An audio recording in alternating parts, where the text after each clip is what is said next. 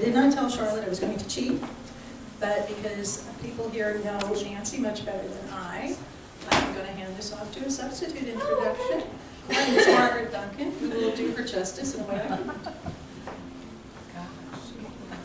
Well, this is an honor to introduce my buddy. We've been traveling buddies. We've worked together on the Speakers Bureau for a number of years. Nancy is originally from Victoria, Texas. That's right. And she became very good at marketing. And 15 years ago, she and her husband moved to Dallas. And she was always been a gardener, but she found that Dallas was the most challenging gardening place ever. And so she became a master gardener, because I think she knows more than anybody else. She knows more than Neil Sperry. She is the greatest, and not only is she a good gardener, she is a dear, dear friend, and you're going to love everything she says, and she can answer any question. Oh, no.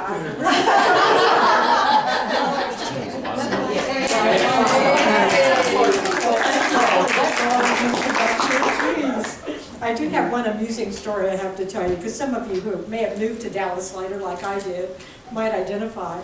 I grew up down in Victoria, moved to Houston, lived there for a while, then I moved to LA, and all those places, you know, hardly ever freezes, you can grow anything, it was fantastic. Well, my company transferred me from LA to Dallas, and I jumped right into my new job, so I never really spent much time in native Texas, never spent much time in Dallas, so I saw the tollway 635 in our office downtown, and then the home we had purchased was up in what was called far north Dallas. It was like Preston and Beltline, and it was really far north, you know. And so everyone in my neighborhood had that eyebrow landscaping, which was so popular back then. Row of hedges on either side of your front door, one tree strategically placed. So I saw that and I thought, what is it with this Dallas?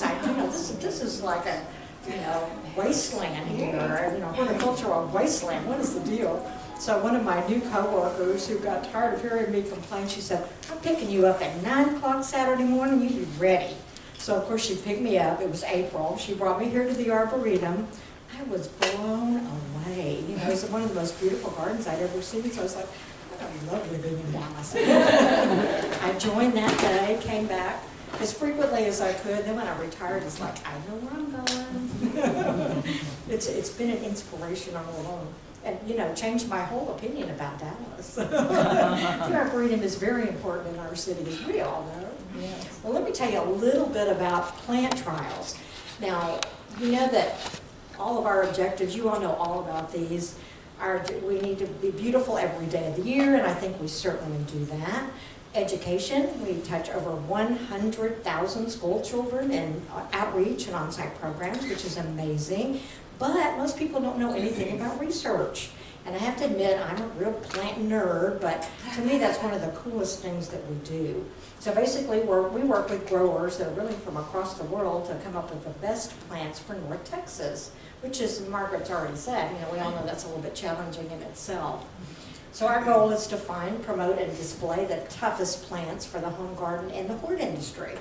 We partner with about 150 different growers and Texas A&M University, of course. We test from anywhere from 3,000 to 5,000 different plants every year. And the other very cool thing about our trial gardens, we have 3 trial gardens here on the property. They're open to everybody every day of the year. There are more trial gardens than you think, but they're all hidden away, so you never get to see them. So to me, it's a really cool thing to be able to walk around and look at all the great things the growers have come up with, new colors, new plants, new whatever, that we're all going to be hopefully buying at the nurseries and big box stores in the next couple of years. So really, why do we want to do this?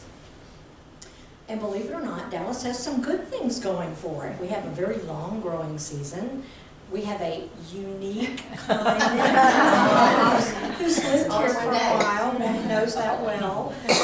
We have our own little weather station here at the Arboretum, and I think this was back in 2011, which was another one of those really erratic years. We went into that year with a really bad drought.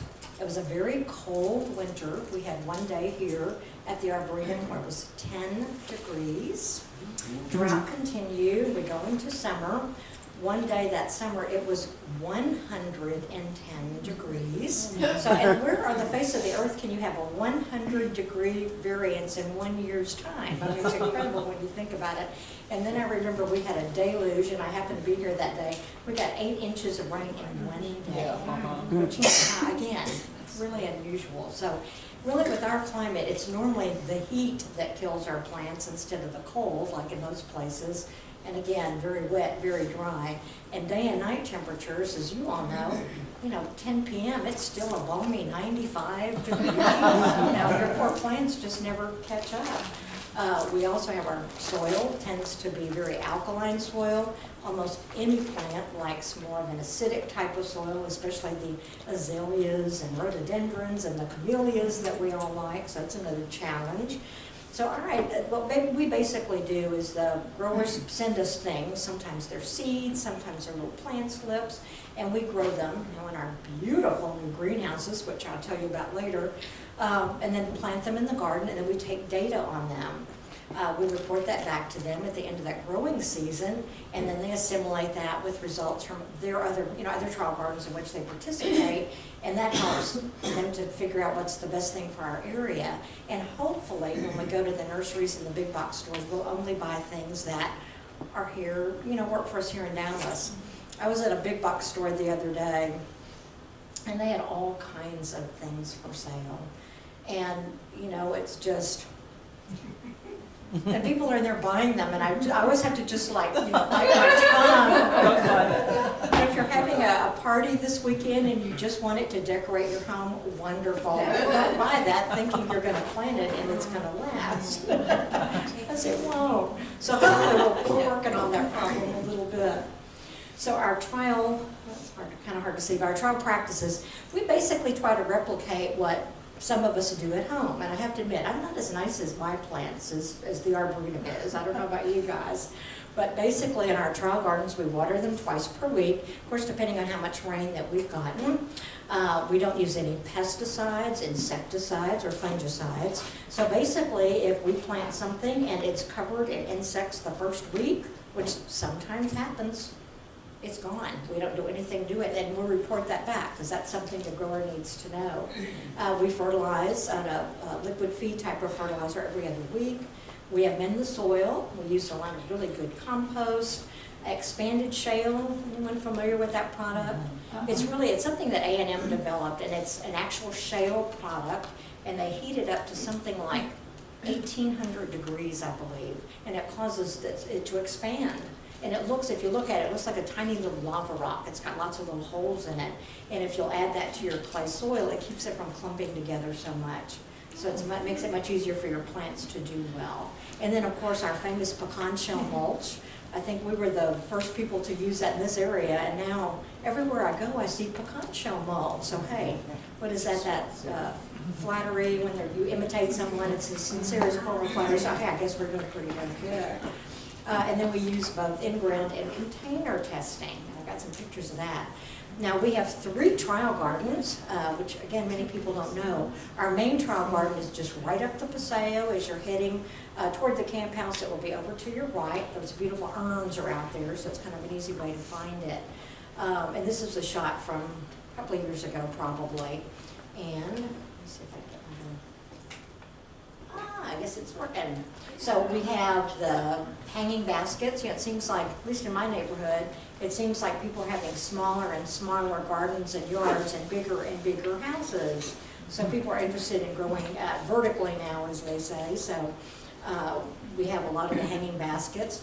And of course, a lot of growers, they're trying to come up with what do people need next. So there are lots of trailing plants. We have trailing pansies now, which is something that was just introduced about 3 years ago. But they look really pretty in a hanging basket. And we've got lots of things on the bottom. It looks like snapdragons, and I can't even identify all of those. It looks possibly so. And then across if you go walk through that garden and across a little gate, across the tram path, you'll see this garden, and this is absolutely beautiful. It's now since they built the tram path that looks like it's really not part of the trial garden, but it is. And some guests do make their way over there. I don't think that many. But look at those beautiful, beautiful petunias. There's all sorts of cool things over there. So if you're just out walking around one day getting some exercise from your shift over here, go check it out and see how pretty they are. But again, it's just a very pretty thing for people to come and see. All of these are very carefully labeled, so if you see something that you really like, you can write down the name of that and see if you can find it somewhere to plant your own garden at home. So trial data collection. We take bi-weekly data on every entry, which is every other week. Perennials stay in our garden for 3 years. We want to be very sure they can make it not only through our hot summers, but our cold winters when we have them. And then annuals stay one growing season, and if the perennials are meant to last a year or more, annuals usually last from about 4 to 6 months, depending on the plant. So that's how long we keep them in our garden as well. They use a rating scale. Number 1, dead. We have a lot of those. 3 is average, and most of them do kind of hover around that average point. And then 5 is perfect. We have never ever had a 5 yet, although we're waiting for it. So they look, our staff does this, they look at leaf color and quality, plant vigor, floral stalk display, and flowering uniformity, which that sounds really complicated and technical, but really they're just looking for a plant that's blooming really pretty. Another thing, many new plants that we get, one plant will grow 6 inches tall, same plant next to it will grow 18 inches tall, next one's 12, and if you're adding, you want to add a lot of those to your landscape, you want some consistency. So that's pretty much what we look for. And same with flowers. Some of them will have flowers on the top, some on the bottom, and you want those nice pretty flowers right on top where they look pretty and accent your garden. So that's what we're looking for. And these are just, we won't go through too many of these because I don't want to see anybody falling asleep, but this is just a couple that we've done recently. And this is Abelia grandiflora, and that of course is its technical name, Latin name, or glossy abelia would be its common name. We have a lot of abelia planted all throughout the garden. There's a lot over in a tasteful place. It's really it's a small hedge. This particular one is called Radiance. And we always wonder, how do they come up with these names? They're kind of like paint colors. You go to the paint store and look at those color names. Plants are just like that. So this one is provided by a grower named Plant Haven. We planted it in the ground in full sun. And at the time we did this measurement, it was 26 inches tall, 36 inches wide. And the comment was it looked great all year. Heat did not stop this one. So it received an average of 3.19, which is pretty good. And this is after it's been in the garden for 48 weeks. So this one, since it's a perennial, will be with us from 3 to 5 years. So this was its first year in the ground, and it's looking really good so far. And this one is a hellebora. Does anyone grow helleboras? Are they not there? If you haven't discovered these and you have shade, this is like the most wonderful plant. It's one of my favorite ones. Their common name is Lenten Rose, and this is a Helleboris niger. And this was the Gold Collection Icebreaker Fancy from Saget Gardens, was our grower. We planted this one, and they do grow in the shade. Its size was 12 by 12. Light green flower that visitors loved. It's a pretty, really, really pretty limey green color. Blooms, it starts blooming right about Lent, hence the Lenten Rose name. And they will have flowers on this. Flowers remain for like 2 months. It's absolutely incredible. So if you have a lot of shade, go get these. The same flower? Yes, they last forever. And this has been a plant that's been around for a very long time, and it used to, the flowers didn't have much color to them, and they were one of those flowers that kind of folded over on itself, so they didn't really look like much, but now all the newer varieties have flowers that stand up, so you can see all of them, and they're anything from like this green color to white to a dark purple now, but they're very disease resistant. They do need water. They're not I can't tell you they're a water-wise plant. You do need to water them in the summer, but they are so worth it. And they kind of grow into this pretty little mound. You really don't even have to trim them, so it's a very good thing to invest in. So the stats on this one, it received an average of 3.32, which is pretty high. It's been in the garden for 46 weeks, And at that point, it had been in bloom for 14 weeks. So think about that, that's a very long bloom time. So is this particular one available in the big box stores yet? Yes, it should be. I've seen, now sometimes you'll see it by different names, but it's kind of a lime green color is the easiest way to recognize it. But there again, there's some beautiful pinks, purples, and there's one now with that sort of purplish black color, which is really popular in the nursery trays, which is just striking.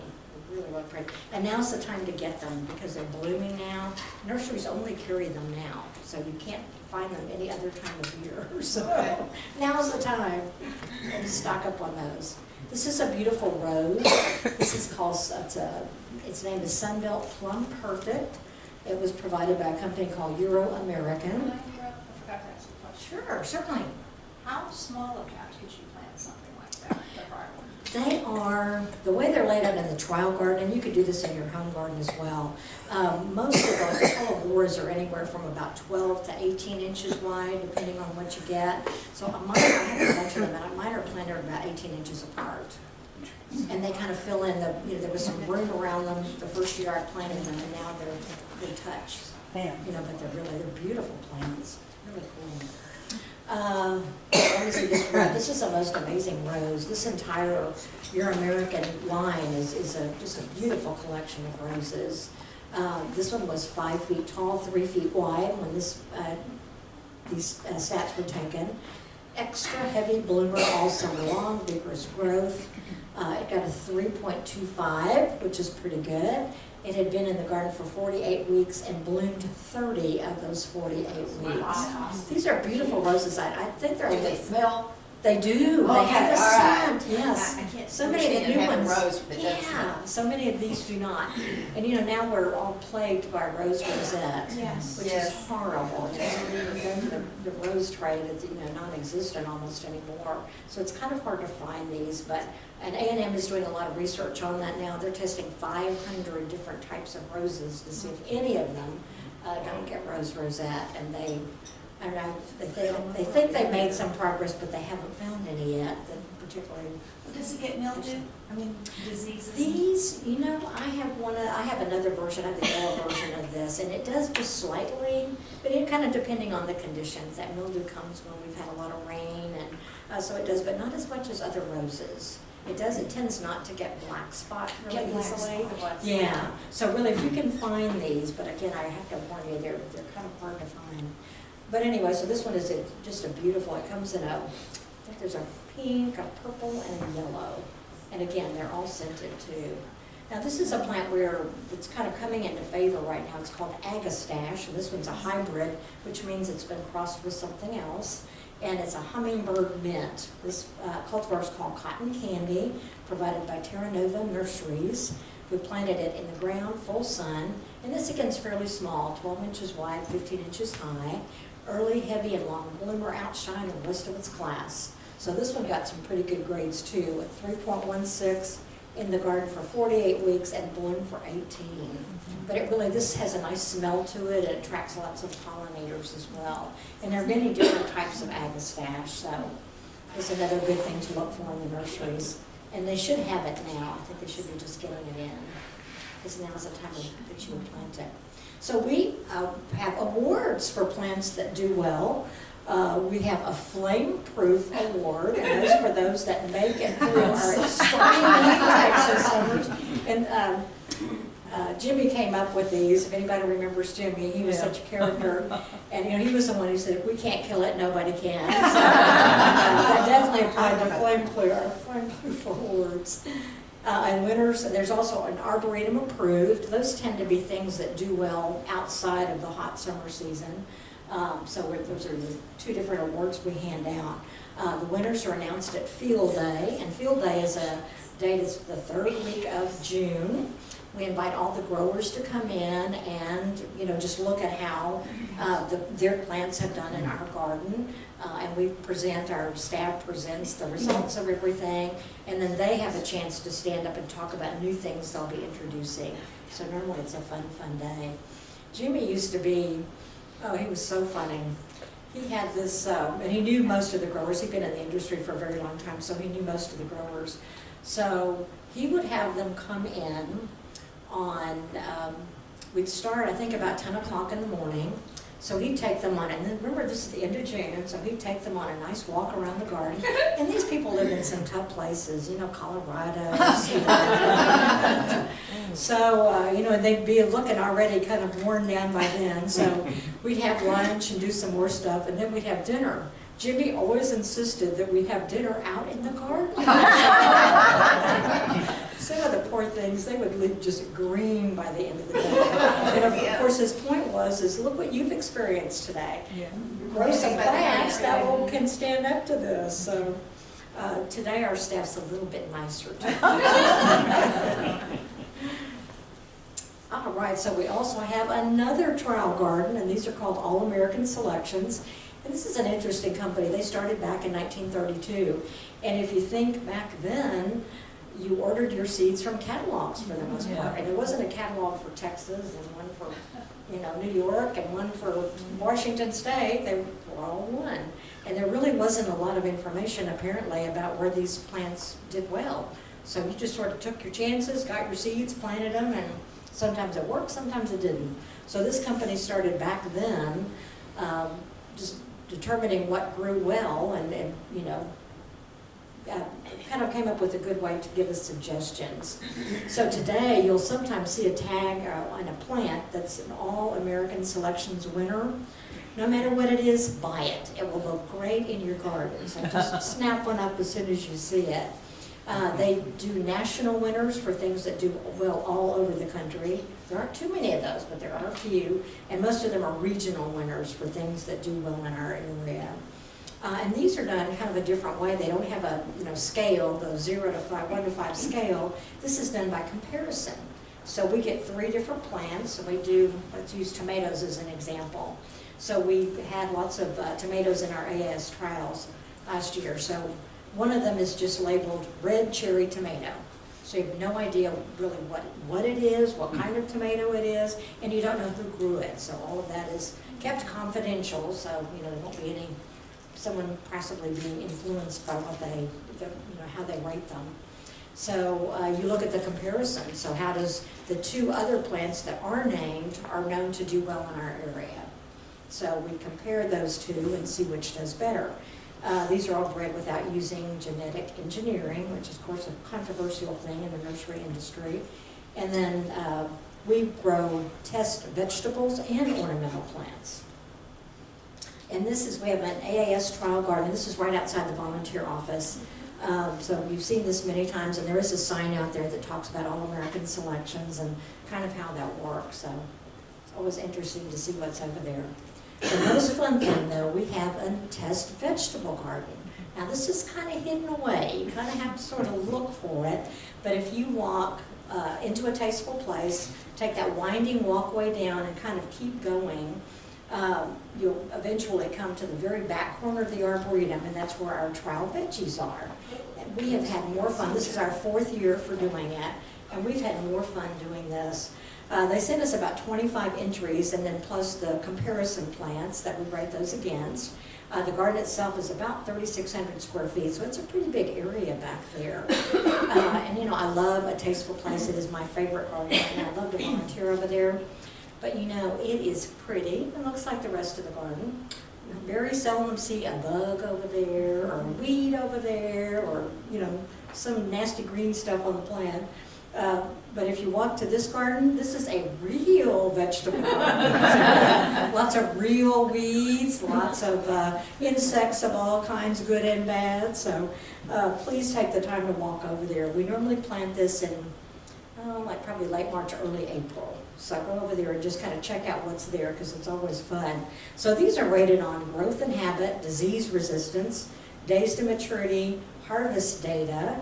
And we harvest these, and everything we harvest we count and weigh. We don't weigh everything, but certain things. And that, again, is just to give the AS people a true understanding of how well they did. The best thing, taste testing. So part of our jobs is to sit down and taste all of those and just see which is better, which, they can't get a tougher job than that. Yeah. So does it pay well? If there's leftovers, we get to take them home. So it's very well. And I have to tell you, look at at this beautiful corn here. Is this not the prettiest little cornfield you have ever seen? So we planted this and we thought, oh, this is so pretty. It was growing, and over a weekend we come back in, gone, decimated. And we're thinking, what happened here? So we cleaned it up, we planted again. The corn grew just a little bit this time, came back the next day, gone again. Rabbits. So we thought, oh, there's some dastardly animal out here doing this. So we asked part of the maintenance crew to stick around after hours and see who's out there. Little baby bunny rabbits. The cutest pictures of little bunnies. What can we do to a bunny rabbit? That day, and this happened last year with our green beans, so part of our reporting back to AAS is just total crop failure. You got grass, you can't do it. Yeah. Really, I'm sorry, did you have a question? Is this in the area that used to be like the Texas? Yes, Texas Pioneer Village, back in that area. Yes, you are so right. So please come check it out. It's really a fun garden. We have, and these are kind of more, in a tasteful place, we tend to feature rather unusual types of vegetables, and these are kind of more commonplace sort of things that you'd want to grow in your own garden. So we had lots of tomatoes last year, so that's kind of growing along the All side. right, what is the key to growing tomatoes? Is there something, I do it every year and I. There's so many things, and you know, I think if you think of ornamental plants, you know, you might have, something might happen to it. You may not forget to water it or whatever, but for the most part, they're easy to grow. Vegetables, you know, there's 100 things that can happen to your tomato plant. I think it's really the best thing is to find varieties that really do grow here. You know, go to a nursery that you can really trust to buy those that are proven. The cherry tomatoes are much easier to grow than the big beefsteak, you know, the slicing type tomatoes. That's another thing, just start with those until you kind of find out. And you have to find out in your own garden, tomatoes need lots of sun. And if you know, most people think, oh, they always say 6 to 8 hours, and most people think, well, yeah, I have that. But you know, if you actually go out in your garden and look every hour for a day's time, you may not have as much sun as you think. So that can be another thing. And water, they're really sensitive to overwatering or underwatering. And if we get a big, and sometimes there's nothing you can do. We did not have, our tomatoes did not do well here last year because we had so much rain. And you know, there's nothing you can do about that. Big a bill, cover over it maybe, but we couldn't do that. So these are peppers. We had tons and tons of different kinds of peppers. And they are so fun. A lot of them were sweet. Some of them were, you know, kind of sort of hot. And then we had some that were incredibly hot. Oh my gosh. It was just fun though, growing all of them. And our new greenhouses. Did anyone have chance to come and look? Wonderful. They are absolutely. We are going to be doing some more tours. Oh, good. So please, and I know we don't have dates yet, but you know, we should have shortly. So I'll be sure that ask Rachel to send them out to everybody so we can hopefully get all of you out there, because to me it's really great that all of you can see kind of how the whole thing starts. You see these beautiful things in the garden, but you know, it's nice to be able to share with our guests to see kind of how all this actually happens. So we have a very ambitious goal for this year, and that's to grow 50 to 60% of all the annual color we need for the gardens, which is 30,000 plants. Wow, that's a lot of plants. We have Anna Swinson is our greenhouse manager, and that woman, talk about green thumb. I think she's got 10 green fingers. She's just really, really good. She's been a vegetable grower, I think, all of her life. And just very, very knowledgeable about what works, what doesn't. So I feel very comfortable she's going to make it happen, but that's a whole heck of a lot of plants. And the good thing about growing our own as opposed to buying them, which we've done for years, is that it's 2 to 3 times less expensive to grow them yourself. And plus you can grow anything you want. You know, our hort staff, they're all extremely talented in the design area, so they will come up with we need this pansy, and it's a, you know, pansy with purple leaves and a white center, and that's going to be with a, you know, yellow pansy with a purple center, and many times if you're buying those from another grower, you don't always get what you need, so the effect is not as great as it would be as if you got exactly what they specified. Excuse me. So it's very cool that We can grow these in-house, save money, and have them ready to go when they need to be planted here at the Arboretum. So it's definitely the right thing to do. So this is our beautiful greenhouse. They are like 10 minutes from here. And we had our own greenhouse. Those of you who have been around for a while may remember we had our greenhouse, which is, of course, where the children's garden currently stands today. And, oh my gosh, I remember that greenhouse. It was, the roof leaked, and when it rained a lot, we had to, someone had to climb up and patch it some way, and it was, the heater didn't the heater didn't always work, which was a real problem. A greenhouse needs a heater. Well, this, and I'm sorry I don't have any good pictures of the interior yet, but this is fully automated. So they have a wall, and there's the screens and computer system is on display there. It monitors everything. It has alarms if the heater doesn't work or the sprinkler system doesn't come on. It has an automated watering system. And the other thing about greenhouses, it's imperative that you have good air circulation.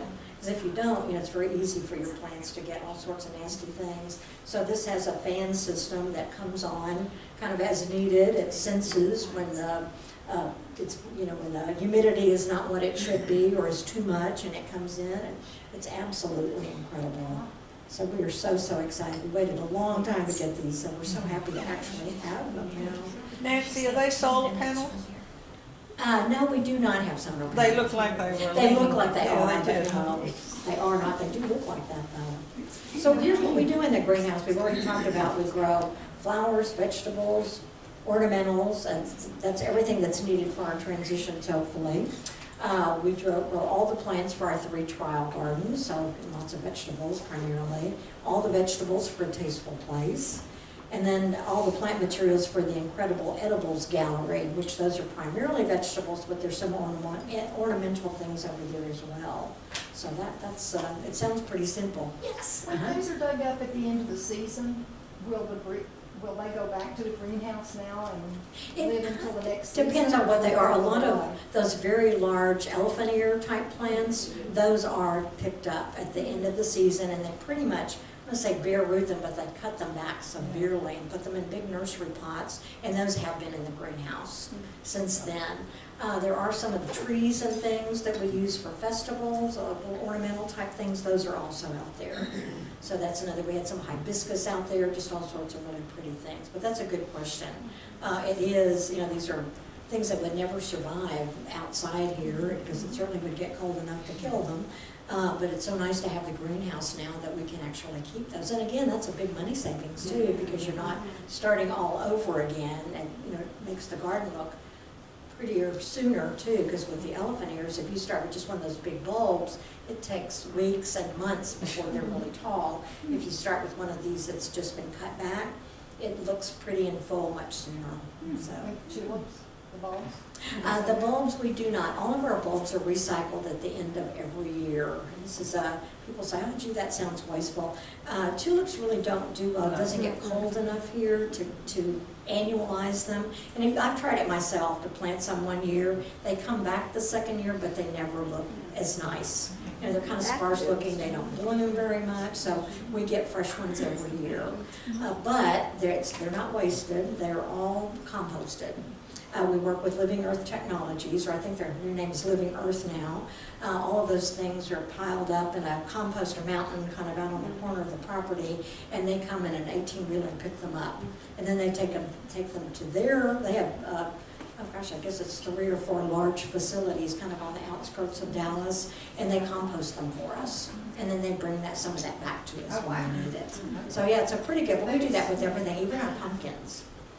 Which, the pumpkin, the bulbs are a good thing. Those pumpkins, as a volunteer, that's one of our most hated duties is work on pumpkins. Yeah, because we have to clean them up when they're... Anybody, one of those squishy, nasty ones, it's got the worst smell in the world. But hey, they make great compost. They're not wasted. All right, I think So they don't go to the zoo?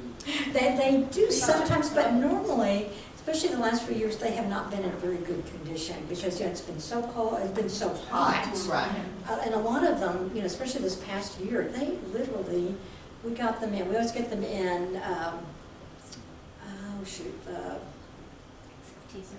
We get them, yes, sometimes in, I don't remember the exact date, but they come in and normally, it's about the second week of September. And normally, you know, that should be a good time to get them in, start putting them out. And the last couple of years, we've had 100-degree days that week, and they cook. I mean, there's nothing. Or it's they raining cook. when we're. Yes, exactly, and then rain on top of it, yes. Or the squirrels eat. And there's nothing you can do except, you know, send them off to the compost pile early. I think last year we got multiple shipments of fresh pumpkins, because, yeah. So they said 90,000, I think it ended up being more than 90,000. 90,000 at any one That's given time. right. So this is, again, I'm sorry, this was our open house day, so we had people walking through, and that's Anna Swinson on the right-hand side over there, our wonderful manager. So basically, all of their tables, and they're tables that can actually move to give us more or less space as we need it. They're heated blankets, which sometimes many seeds don't germinate until the soil is to a particular temperature. So the heated mats help to warm up the soil sooner and, you know, help the seeds germinate earlier. And over on your left-hand side, those are just things that had already come out that were in the garden. Some of the things were things that we did have to order, and so they're just sitting in there, and they just stay in the greenhouse, you know, all nice and happy, and getting regular fertilizer and watering until they're ready to bring them here to the gardens.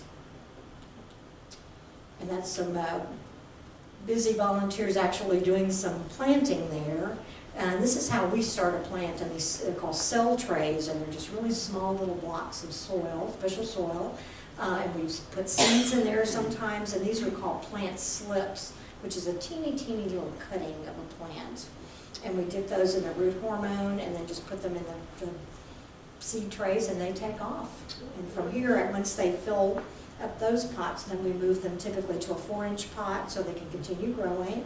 And then sometimes they're moved here to the garden to be planted, and then sometimes we'll keep them and move them up to a gallon pot or something larger, kind of depending on what the plant is. So it's a labor intensive. We've gotten a lot of interest out there, so we're going to need lots of help, and so we've had several classes and lots of volunteers, so it's been wonderful. I'm very appreciative of that. So here's a little bit of information, and these are two really good websites. DallasPlantTrials.org is our website. So if you, and this has saved me a couple of times, there's a search function in there now.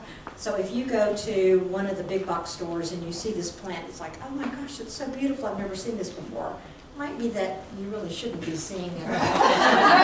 Save yourself, go on, get your phone, go on DallasPlantTrials.org and search for it. And if the Arboretum if it's been in our trial program, you'll get some immediate information on, if it did well for us or not. The AllAmericanSelections.org, that's also a really good website. Same thing, and you can search all the way back to 1932, so you can find lots and lots of plants on that one. And that's sorted by region or nationwide, depending on kind of what you're looking for. And then, of course, social media, you name it, they've got something on Plant Trials about it. So I think that's about it. Anybody questions? Yes. Do you ever have plant sales? We do not. We used to years ago. And oh my gosh, they were such fun. But again, most of the things we bought, because we didn't have a plant house. We didn't have the greenhouses to grow them. But again, Jimmy Turner, he had such a good time with those, and we got lots of media coverage and all that sort of thing. So we're hoping that, as our new greenhouses are settling in, we're hoping that we can start doing that, but grow the plants ourselves for the sale. So we have our fingers crossed. Probably will be for a couple of years or so, but anyway, we think we could definitely do That's that a again. big question that that I see throughout. People come, do y'all not sell these Yes, plants? exactly. You would think, and some botanical gardens do. But right now, we just, again, it was just the greenhouse. We didn't really have a place to grow them, but now we do. That wonderful, beautiful greenhouse. So yes, so it's coming. You can tell everybody, they're coming. Well, tell them not to forget to have another open house then. Yes, no, we will definitely do that. And I'll be sure that Rachel gets the dates out as soon as we get them finalized. Yes. Nancy, after I realized they were using pecan mulch, I went to my garden center, which is North Haven Gardens. Yes. And I said, how much are the bags of pecan mulch? They're $12 a bag. Uh-huh. It's expensive, so if you've got plenty of money, that's How good. big? I just went with pine bark. I needed a lot, but it's expensive. It is expensive. It works extremely well for us. Doesn't wash because- away is what they tell me. It Yes. stays on the soil better. Really, and you know, the nice thing about it is, especially if you you use a lot of annual color in your home, Yeah. like we do here at the Arboretum, it's so nice because it lasts basically one Yeah, planting that's what they season. say. So you can just turn it under and you're ready to replant right away. So it is, but you know, I think it's one of those competitive things, because Yeah. I'm starting to notice it more and more places now. Yeah. So I think, and you can get it from Living Earth as well. Yeah. They do sell it by the bag. I don't know that it's any Yeah. less expensive, but, you know, if you need a lot of it, you can get a, you know, kind of truck full. Truck full. I'm sure that would be less expensive, at least, you know, on more so than the bags would be. But yeah, it is a great product. It is. So any other questions? All right. Thank you.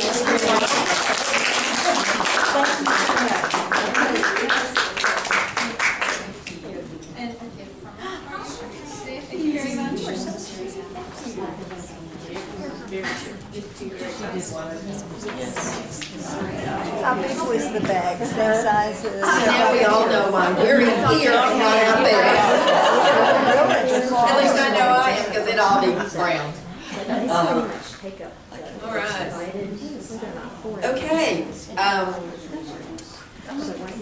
we are going to take just a couple of minutes.